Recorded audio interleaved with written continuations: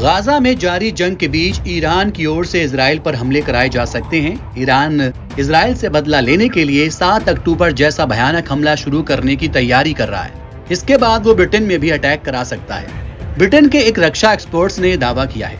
Experts की ओर से ये चेतावनी इजराइल के सीरिया में एक वाणिज्यिक दूतावास पर हमले के बाद आई है। इजराइल के इस हमले में ईरान के एक शीर्ष जनरल सहित 7 लोग मारे गए हैं। द सन की रिपोर्ट के मुताबिक विशेषज्ञ एलन मेंडोजा ने कहा है कि ब्रिटेन को सतर्क रहने की जरूरत है, क्योंकि ईरान जवाबी कार्रवाई की तैयारी कर रहा है। उन्होंने कहा कि ईरान लगातार हमास, हिजबुल्ला और हूती विद्रोहियों का समर्थन कर रहा है। इससे कई परेशानियां विश्व के सामने खड़ी हो रही हैं। उन्होंने ये भी कहा कि अगर ईरान की ओर से किसी हमले को अंजाम दिया जाता है तो इससे स्थिति तीसरे विश्व युद्ध की तरफ जा सकती है।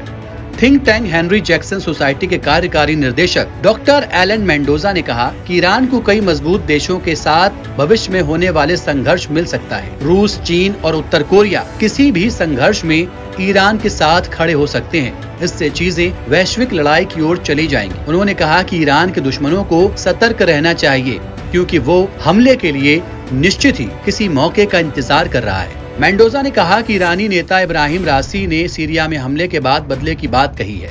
दुनिया को ईरानी नेता की इस चेतावनी को गंभीरता से लेना चाहिए। ईरान ने अपना लक्ष्य निर्धारित कर दिया है, इसलिए हम केवल ये मान सकते हैं कि वो ऐसा करने जा रहे हैं। ये वैश्विक लक्ष्यों की एक श्रृंखला हो सकती है। ये 7 अक्टूबर शैली के युद्ध में इजराइल पर फिर से हमला करने का एक प्रयास हो सकता है।